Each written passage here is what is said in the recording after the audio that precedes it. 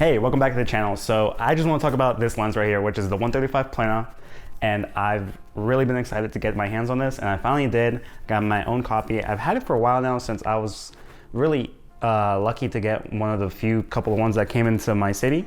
So from my local camera shop, I got it basically like 2 days after it released.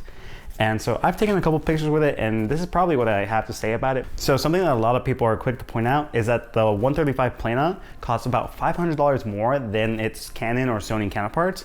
Do I think it's worth the $500 difference? Well, we don't really have a choice. It might go on sale like most Nikon things usually do, and it usually drops by like $200, and it might fall down to that $2,200 to $2,300 range, which is a little bit better than buying it at the full price of $2,500, but I didn't really have a problem paying for it because of how wonderful the edge-to-edge bokeh is, and it really is quite a nice character that the lens has. I would say it's definitely a standout. You do see it on the 135 for Canon and Sony, that they both have that football shape towards the edge. With the Plena that I've seen, it does hold up better. It's not 100% perfect always, because towards the edges they do kind of get a little bit football shaped, but not as much as the Canon or Sony ones. So for $500, do I think it's better? Yes, if you really do care about the way your bokeh looks in your frame, then I'd say the price difference is better. If you're on the Z system and you've been waiting for the 135 like I have, then you're probably gonna go ahead and pick this up anyway. If you're in a position where you're deciding between the 7200 or the 135, I would probably say go ahead with the 7200, because this lens is gonna be more versatile and offer a wider range of things you can do if you don't have a fully fledged out lens line yet in your kit. So with the zoom lens, obviously you get to go from 70mm all the way to 200. Gives you a lot more bang for your buck, considering how much of a wider range of focal lengths you can cover versus the 135. I feel like this is more set in stone. You really have to like primes, and you really gotta know that you like to work with primes if you're gonna go ahead and get this one over the 7200. Before I bought the Plena, I did test both of these lenses out, and I do have to say that the one-stop difference is noticeable side by sides. But if you were to take a picture with this at 135 at f2.8 and then a picture of this at 135mm at f2.8, basically the same, right? When you open up the aperture on the 135, you can tell it, but you really have to put pictures side by side to be able to even tell a difference. If you were to just look at the 7200 at 135mm, you honestly couldn't tell. Besides the fact that the bokeh balls on the 7200 aren't exactly as perfect as they are in the Plena, that's probably the only standout feature. Something that I was pleasantly surprised with was the fact that I could put the 135 on gimbal a lot more easier than I could with the 7200. Now, I did notice when I'm panning from side to side, it really exaggerates the little micro jitters that you get, considering that you're so telephoto that you can't really hide them as well as you would with a wider lens. But it's still pretty neat that you have the option of putting the Plena on a gimbal and getting some footage like that if you want to. Regarding the handling on the Plena, when a lot of people see this form factor, it's very Nikon. It's their S-line super prime kind of look, right? That whole giant kind of barrel. And then you would think this would be heavy, but when I compared this to the 85 or the 51.2, the Plena 1.8 is surprisingly lighter than those two lenses. Using my hand scale, it feels just about enough to where I can say, whoa, this feels light for the size.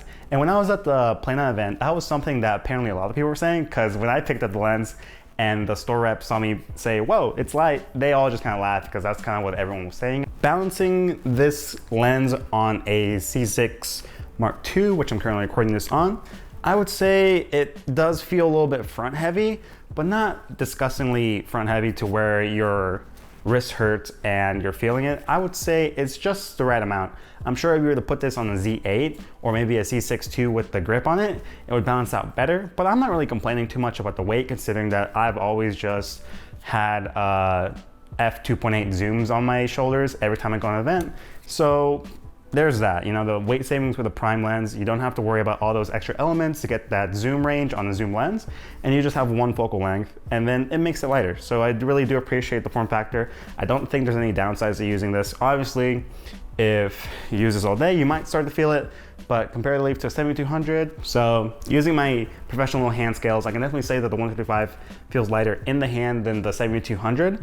And here are the official numbers for the weight of these two lenses. So a lot of advertising for this lens is all about the bokeh, and I feel like that slopes really fast into people thinking that they always have to shoot at f1.8.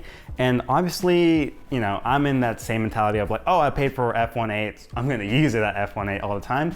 And it's definitely a really unique look, but it spirals quickly into just a bokeh overload, if you know what I'm trying to say. Like, you lose all sense of context in your scene. It's very pretty, but I was thinking to myself, how fast would this get old? So I would say to some, this might be a really niche lens. The bokeh look. I really like the bokeh look. I think it would really make you stand out in terms of the way your shots look. It might be your style, or it might be your look. So that's something that I definitely think. So I think for me, this makes a lot of sense because I like to use it. Do I recommend this to everybody else that's a Nikon user? Not really.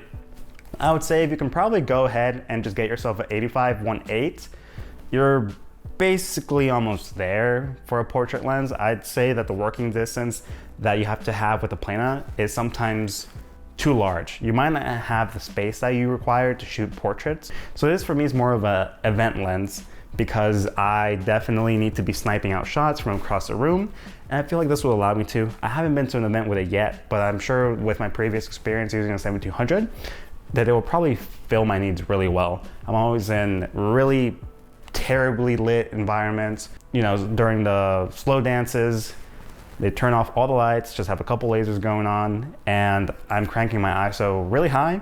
So I think the extra stop from going from f2.8 to 1.8 will help. In conclusion, the 135 is definitely a more specialized lens. If you know you need this focal length, you know you need this focal length and the extra stop that it gives you.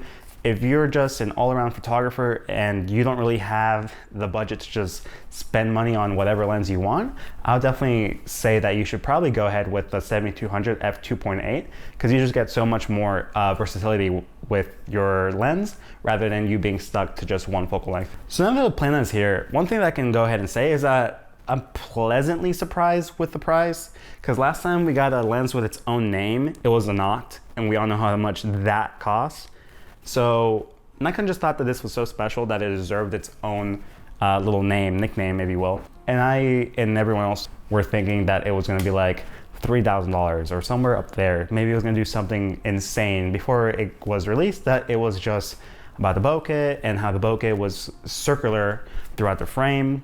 And I gotta say, for the price of $2,500, I'm very well pleased. I'm not really gonna complain about it, even though it is $400 more than the competing lenses from Canon and Sony. So when this lens goes on sale, like most other Nikon lenses do, I'm pretty sure it'll fall around that $2,100 to $2,200 range, putting it very close to the other competing lenses. But if you want to be on that bleeding edge of lens releases like I chose to with the Plena, you have to pay full price for right now. In the future, this might go down in price or it might not. I don't think I've ever really seen any lens like this not go on sale too long after. Get away that. Where's my phone at? Look at that.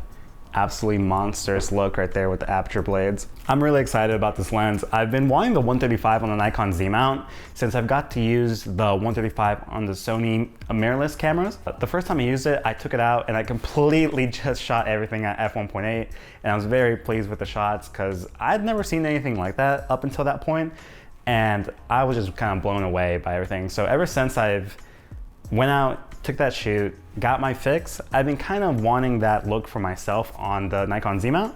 And now this year, I gotta say I'm very pleased with how everything turned out. So do I feel like it's worth the Plena name? Yeah, that bokeh look is pretty incredible. I gotta say, it really does stand out from the 135 Canon and Sony.